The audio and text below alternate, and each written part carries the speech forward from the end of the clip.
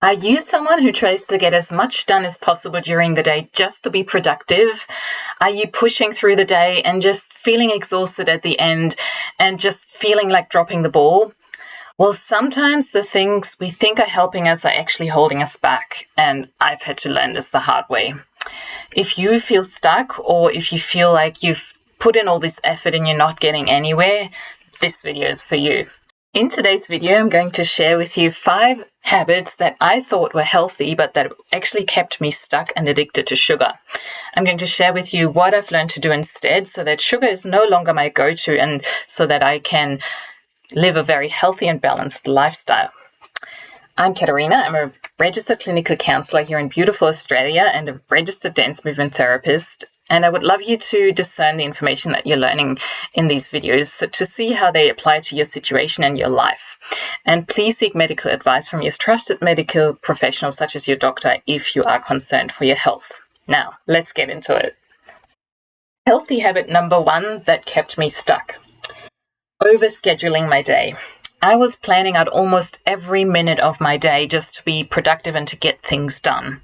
I was studying full-time for my undergraduate degree, and I was also working 2 part-time jobs. So I was planning out the time I was sitting on the train to read my textbook. I was setting out time on the weekend for preparing exams and studying for assignments. But what I was really doing was I was wearing myself out, and my body was showing me signs and symptoms of exhaustion, but I was ignoring them. I was a rushing woman, and that syndrome gets discussed in my video on the number 1 weight loss hack I wish I knew about sooner. And I've also linked the book by Dr. Libby Weaver by the same name for you down below if you wish to delve deeper. Now, instead, today, I focus on quality over quantity. I leave myself breathing time in my schedule. I focus on the important things and leave those less important things out, because what happens is when you've got the breathing space to focus on just those few important things, you are more productive. I ended up sitting there at 11 o'clock at night eating white chocolate to feed my brain, and it was gone. My brain power was gone. I was just staring into empty space. So you are not going to be more productive. So I would encourage you to discern what are those important things to you, what can you let go of, and setting that boundary with yourself. And this leads us into healthy habit number 2 that kept me stuck, and that is thinking that self-control will get me through. I was pushing through things. I was relying on willpower, and that set me up for failure, because willpower is something that we want to cultivate with self-compassion and self-kindness, not coercion. Willpower is finite, and we want to give our body that idle time so that we can recover. We can't use willpower all the time.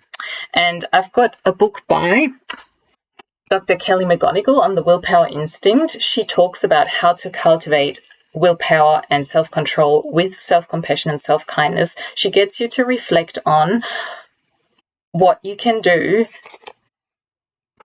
to get more of self-control. And she gets you to reflect on where you are at with your willpower. I've linked the book for you below. And what I was doing is I was living on sugar, because what I was doing is I was rushing through things, I was pushing through things, and I was putting myself into fight or flight mode because I was under chronic stress. And again, it's something that I discuss in the video on the number 1 weight loss hack I wish I knew about sooner. And it's also discussed in the book, The Rushing Woman Syndrome, which is linked for you below. Now, instead, today, I set a realistic schedule with essential tasks only. And I create habits and an environment that will make it easier to stick to healthy habits. For example, I prep my meals at least for the day, if not for half the week, so that I don't need to reach for that sugar because I've got a meal readily available to go. But also, I don't create that stress for myself that makes me crave that sugar. So again, what is it for you that you can cut out to lower your stress levels? And this leads us into healthy habit number 3 that kept me stuck. And that was not taking rest seriously. So I was in my early 20s studying for my undergraduate degree, and I was pushing through fatigue. So regardless of how I was feeling, and I felt quite disconnected from how my body was feeling, even though it was showing strong signs of fatigue at times. And years later, I also started experiencing autoimmune issues. So please remember that recovery is just as important, if not more important, than the work that you're doing. So for example, during my gentle walks on the beach, I reflect a lot. I process information that I take in during my work. It's quite a productive and creative time for me because I generate ideas while I walk and while I think through things, and I integrate those ideas while I walk. It is a time that contributes to my growth. Also, prioritizing my sleep actually helps me focus on my work more productively and more efficiently, and it helps me improve my mood, my energy, and my overall health. Healthy habit number 4 that kept me stuck: the all or nothing mindset. It's that mindset where you think you're failing if you're not doing something perfectly.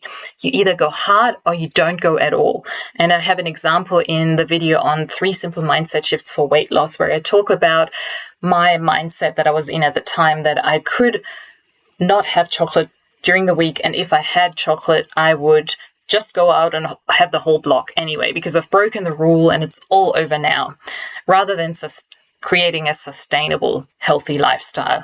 And that slowed me down, of course, and set me back. And it really set me up for failure from the start.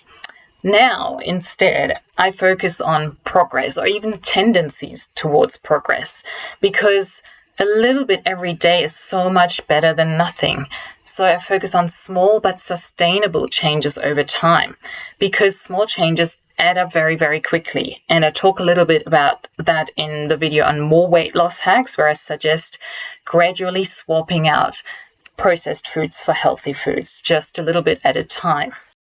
Healthy habit number 5 that kept me stuck, and that was overthinking food, thinking about whether food needed to be gluten-free or organic or low carb actually can cause a lot of stress and a sense of deprivation. And I talk a bit about abandoning the deprivation mindset in my video on the 3 simple mindset shifts for weight loss. And of course, you want to check for food allergies and what foods sit well with you.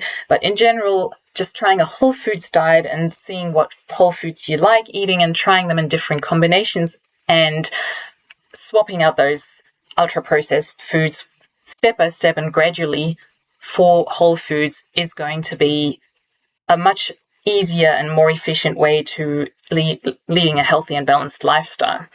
So really, eating healthy doesn't have to be a source of obsession. It's about balance. And of course, I still try to eat nutrient-dense foods most of the time, but I still allow myself that piece of cake or a cookie whenever I have that craving. And that actually helped me on my weight loss journey. It helped me keep the weight off.